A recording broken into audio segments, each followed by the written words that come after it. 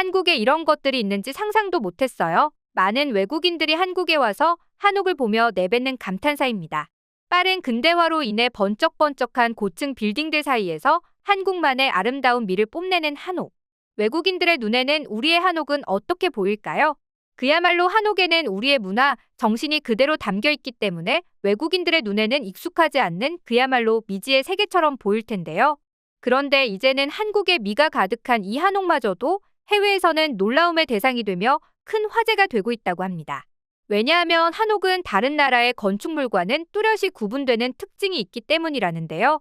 특히 한옥은 여름이면 여름, 겨울이면 겨울을 모두 슬기롭게 보낼 수 있는 똑똑한 집으로 불리며 한 외국의 유튜버는 아예 한옥을 재현하기까지에 이르렀다는데요. 무슨 일인지 함께 알아보시죠. 한옥이 전 세계적으로 유명한 이유는 대청마루와 온돌이 있다는 것인데요. 온돌과 대청마루가 어떻게 한 집에 있을 수 있는지 서양인들의 머리로는 도저히 이해가 되지 않기 때문이라고 합니다. 그도 그럴 것이 우리나라는 사계절이 굉장히 뚜렷합니다.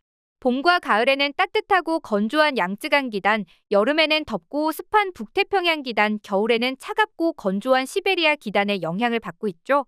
하지만 과거에는 히터나 에어컨이 있었던 것도 아니면서 집을 트랜스포머처럼 계절에 맞게 여름에는 시원하고 겨울에는 따뜻한 집으로 개조시킬 수 있는 것도 아니기 때문에 고민이 많았죠. 그러나 우리 조상님들은 역시 똑똑했습니다.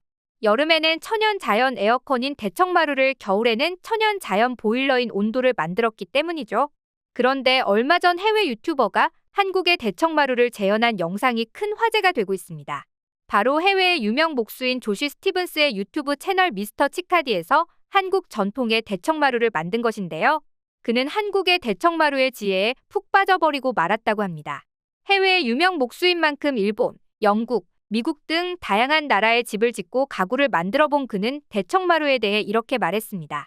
한국의 전통 목수들은 그들의 뛰어난 기술과 나무에 대한 이해를 한옥에서 흔히 발견할 수 있는 대청마루에 담아냈다. 한국 목수들은 전 세계 어디서도 발견할 수 없는 독특한 시공 방식을 활용하는데 놀랍게도 못도 접착제도 필요 없다라고요. 그 중에서도 이 유튜버가 만드는 한국의 우물마루는 못, 나사 혹은 접착제도 사용하지 않고 제작할 수 있는 한국의 전통적인 마룻바닥으로 장마루를 사용하는 일본과 중국에서는 찾아볼 수 없는 한국의 고유한 마루 형식이죠. 그런데 한국에서만 우물마루가 발달한 이유가 있긴 있습니다. 위에서 말씀드렸던 것처럼 한국은 여름에는 고온다습하고 겨울에는 굉장히 건조하고 한랭한데요. 그야말로 극단적인 기온 때문에 목재 건조의 수축이 유독 심하게 일어났기 때문입니다. 그래서 이 우물마루는 마룻귀틀의 세로 방향에 짧은 널을 깔고 가로 방향의 긴 널을 깔아 우물 정자 모양으로 짜는 방식인데요. 원래 마루가 고온다습한 남방 지역에서 습기를 피하고자 바닥을 지면에서 높게 설치하던 것에서 유래했다고 합니다. 그런 이유로 우물마루는 오랜 시간이 지나도 틀어짐이나 수축이 발생하지 않는다고 하죠. 사용하다가 나무가 말라 청판의 사이가 벌어지면 마루를 다 뜯지 않아도 한 장씩 촘촘히 밀어넣고 한 장만 틈새에 더 보강해 넣으면 되는 아주 효율적이고 경제적인 방식이었죠. 그럼 일본과 중국의 장마루는 어떨까요? 장마루는 폭이 좁고 긴 마룻널을 깔아 만든 마루로 우물마루에 비해 정교함이나 효율성이 떨어집니다. 그래서 이 유튜버는 한국 전통 목수들의 방식에 깊이 감동했고 그의 작업장이 있는 미국 켄터키주 숲속에 도구를 가져다 놓고 대청마루가 있는 정자를 만들기 시작했는데요.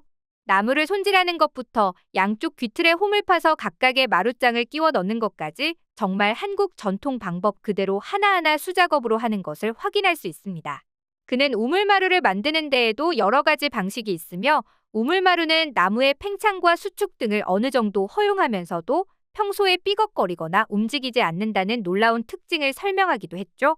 이 영상은 오래전에 올라왔지만 뒤늦게 화제가 된 이유가 있었는데요. 그건 바로 해외 커뮤니티 사이트에 올라왔기 때문입니다. 글은 무척이나 화제가 되며 수많은 댓글이 달렸는데요. 이에 대해 외국인들은 거대한 3D 직소 퍼즐 같다, 신비롭다, 이 방식은 너무나 아름다워서 울 것 같다, 이걸 생각해낸 한국인들이나 재현해낸 사람이나 놀랍다, 한국 사극이 유행하면서 한옥에도 관심이 가고 있었는데 이 영상은 너무 신기하다는 반응들을 보여줬죠. 역시나 외국인들이 가장 놀란 것은 어떻게 못이나 접착제를 사용하지 않고도 튼튼한 마루가 만들어지는가에 대한 궁금증이었죠. 많은 분들이 고대 이집트인들이 피라미드를 만들 때 나무 쐐기를 돌에 넣어 쪼개 쓸 정도였다는 예시를 통해 목재의 팽창력이 얼마나 대단한지 아실 겁니다. 그리고 우리 조상님들은 이 성질을 정확하게 이용해 한치의 오차도 없이 우물마루 시공법에 녹여냈죠. 게다가 목재만 사용하고 금속을 배제했기 때문에 이렇게 만든 대청마루는 100년 이상 보존될 수 있다는 것도 큰 장점이었습니다. 하지만 여전히 원리를 설명해줘도 외국인들 눈에는 마법으로만 보였나 봅니다. 진짜 내 눈앞에서 마술을 본 것 같아. 한국인들은 젠가를 하면 진짜 잘하겠다 등등 감탄하는 댓글들이 여럿 달렸죠. 이에 발맞춰 한국의 온돌을 찬양하는 사람도 생겨났습니다. 100년 전에도 외국인들에게 온돌은 유명했는데요. 100년 전 한국을 가다를 쓴 그랩스트는 조선 사람들은 추운 겨울날이면 밖에서는 옷을 꽁꽁 싸매 입었고 밤에는 펄펄 끓는 방바닥 위에서 마치 빵처럼 구워져 지내는 게 아주 습관처럼 되어 있었다라고 표현했고, 내가 본 조선인을 쓴 카르네프도 조선인들은 손님을 좀 더 융숭이 대접하고자 할 때 방바닥을 더욱 뜨겁게 달구었다. 하지만 그런 방바닥에서 휴식을 취한다는 것은 거의 고문과도 같았다. 방바닥이 너무 뜨거워 한겨울인데도 땀을 뻘뻘 흘리며 더위 속에서 고생을 해야만 했기 때문이다 라고 말했죠. 한국의 전통적인 집 아래에는 아궁이가 있어 항상 바닥을 따뜻하게 유지할 수 있었는데요. 전기가 들어오기 전부터 중앙난방 시스템을 잘 활용했던 우리 조상님들이 너무나 대단하기만 합니다. 우리도 그렇게 생각하는데 외국인들은 더 놀랐는지 한국의 온돌은 진짜 혁명적이다. 게다가 저게 다 공짜라는 거 아냐? 한국의 현대 아파트들도 온돌 방식을 가져다 쓰고 있다면서 너무 부럽다 등의 반응을 보였죠. 그러자 한옥을 경험해본 외국인들도 말을 덧붙였는데요. 한국에 간다면 일반 호텔보다 꼭 한옥에서 하룻밤을 지내보는 것도 추천해. 서양의 집들과는 절대 비교 불가거든. 한국에서는 여름마다 대청마루에서 낮잠 자는 체험도 가능하거든. 한번 해봤는데 진짜 신세계더라. 정말 무더위였는데도 잠이 솔솔 왔어 라며 한옥에 하룻밤 묵어본 것이 큰 자랑거리라는 듯 뽐내고 있었습니다. 그런데 흥미로운 것은 한옥은 사라지지 않도록 보존해야만 하는 기술이다 라는 댓글이었는데요. 맞습니다. 이렇게 외국인들이 한옥과 한국의 전통을 좋아해주는 것은 굉장히 기쁜 일입니다. 그런데 한편으로는 씁쓸한 마음도 드는 일이죠. 왜냐하면 그동안 우리는 한옥과 같은 전통을 고리타분하고 불편한 것으로 인식하고 있던 게 아닐까 싶기 때문입니다. 한옥이 가진 특별하고 과학적인 장점들은 뒤로 밀려나고 근대화 이후의 첨단 산업에만 집중하는 모습인데요. 물론 그 덕분에 한국은 현재 4차 산업혁명에도 성공적으로 두각을 드러내고 있는 중이긴 합니다. 그렇지만 이제는 고속 성장과 더불어 한국의 정체성이라 할 수 있는 전통도 몽땅 부숴버리고 새 건물을 짓는 게 아니라 함께 가져가야 할 때가 아닐까 싶은데요.